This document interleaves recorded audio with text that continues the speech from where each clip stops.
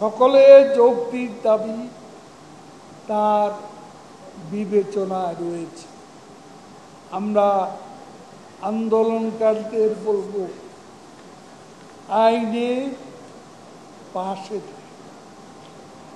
সর্বোচ্চ আদালতের নির্ধারিত তারিখে শুনানির জন্য অপেক্ষা করুন। ধৈর্য ধারণ করুন। কোনো অপশক্তির উস্কানি বা ষড়যন্ত্রে পা দেবেন না। ফাঁদে পা না দিয়ে অপেক্ষা করতে হবে। আমরা তরুণ প্রজন্মের কাছ থেকে দায়িত্বশীল আচরণ প্রত্যাশা করি।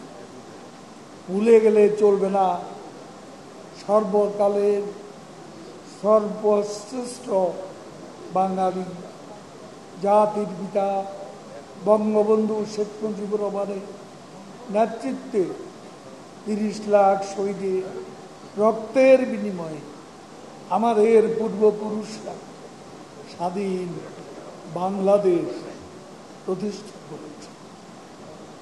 বঙ্গবন্ধু কন্যা দেশরত্ন শেখ হাসিনা নেতৃত্বে বিশ্ব পরিমণ্ডলে বাংলাদেশ আজ একটি মর্যাদাশীল উন্নয়নশীল জাতি রাষ্ট্র হিসেবে প্রতিষ্ঠিত হয়েছে। সাধারণ শিক্ষার্থীদের জিম্মি করে দেশের অর্জিত গণতন্ত্র উন্নয়ন অগ্রগতিকে যারা বাধাগ্রস্ত করতে চায়, আসুন আমরা বঙ্গবন্ধু কন্যা শেখ হাসিনার নেতৃত্বে সর্বশক্তি দিয়ে মুক্তিযুদ্ধের সপক্ষে সকল শক্তি আমরা প্রতিরোধ গড়ে তুলি এবং এই আহ্বান জানিয়ে সবাইকে ধন্যবাদ জানাচ্ছি। কষ্ট করে এই অল্প সময়ের নোটিশে এই মুহূর্ত থেকে আপনারা এখানে এসেছেন।